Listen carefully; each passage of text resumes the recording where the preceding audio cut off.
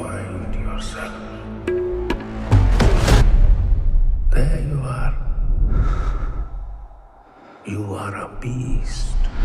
Dev Patel, the Slumdog Millionaire and Green Knight star, goes all John Wick in his directorial debut of Monkey Man, one of few new movies I'll be reviewing this week on CJ at the Movies. I'm Christopher Zweig. Let's take a look. In Monkey Man, Patel plays the lead role of Kid, a young street fighter in an Indian city which is under complete control. His mother was murdered by one of the leader's enforcers, and he's been vowing revenge on him ever since. And now that he has his fighting skills and a gun bought in the black market, his match with his mother's killer begins. Do you remember me now?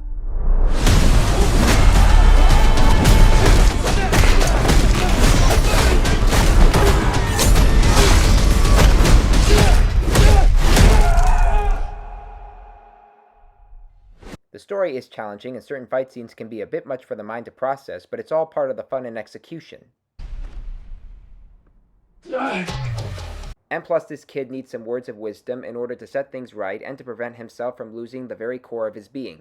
Monkey Man was also produced by Jordan Peele and Win Rosenfeld, who both know how to produce fresh entertainment, but it's mostly Patel who is the main attraction of the film. He directs and plays the main character with a lot of risks and vulnerabilities. This movie is R-rated, so we get to see a lot of hardcore violence in the tradition of John Wick, and we also get some wickedly funny humor and strong emotions on the side. So, while I didn't go for last week's Godzilla and Kong, I totally went for Monkey Man.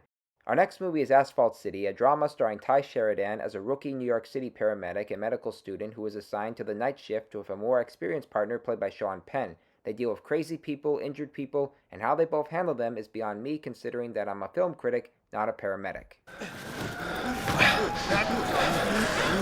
Get the pressure bandage on it.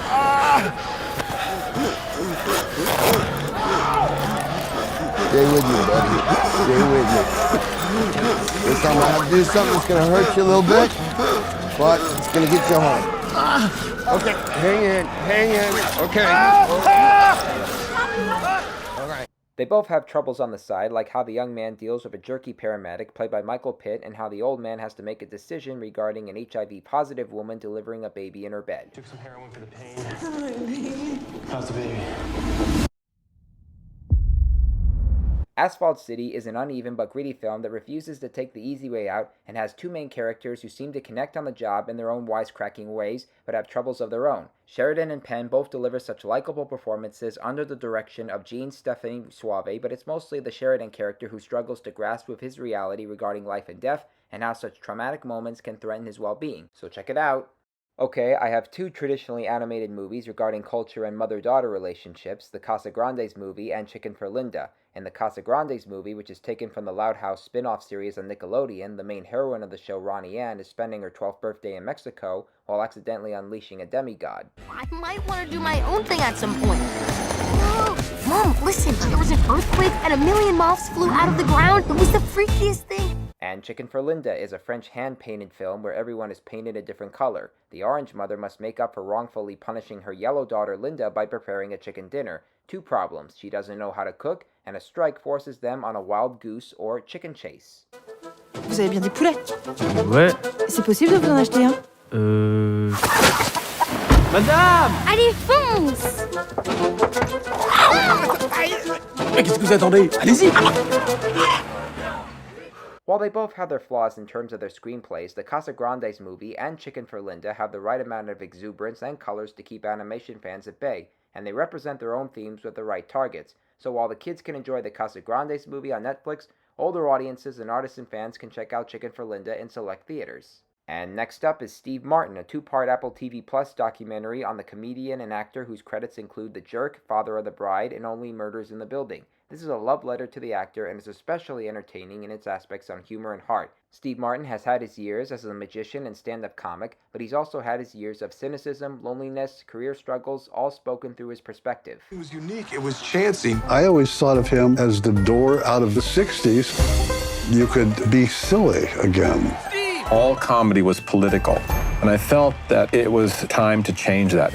Steve Martin has just taken the big leap onto the big screen. I was launched into the stratosphere. I was scared out of my mind. Steve Martin was directed by Morgan Neville, who is best known for Won't You Be My Neighbor, Roadrunner, a film about Anthony Bourdain, and 20 Feet from Stardom. His latest entry speaks from the heart of Martin and relates to the comedian in all of us. I'm glad I knew who he was when I was a kid, and I'm glad I get to know more about him as an adult.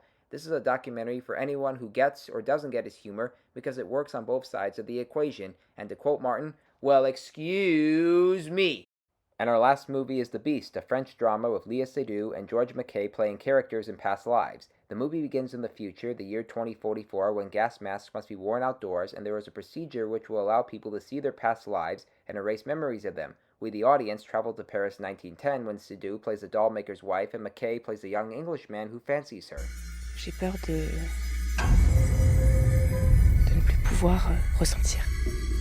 And we also travel to Santa Barbara 2014 when she plays a model and would-be actress while he plays a YouTuber who complains about not having a girlfriend. There must be beautiful things in this chaos. But all these stories represent a woman's fear of the future in which she knows disaster will strike or something will happen within her relationships. It's all unpredictable and beautifully acted by Seydoux, who has the voice and tone to convince us of her humanity. I needed some time to process my emotions towards The Beast after 2 months, and I think my mind is clear. It's a gorgeous and questionable movie about these two people and their past and present, so check it out. Okay, recapping this week's new movies, thumbs way up for Monkey Man, thumbs up for Asphalt City, thumbs up for the Casagrandes Movie, thumbs up for Chicken for Linda, thumbs way up for Steve Martin, and thumbs way up for The Beast. Well, those are the new movies I'm reviewing this week. I'm Christopher Zweig. Stay safe, and I'll see you at the movies. For more amazing content, please like and subscribe to my channels, and please read my reviews at cjatthemovies.com and download the new HD Radio app.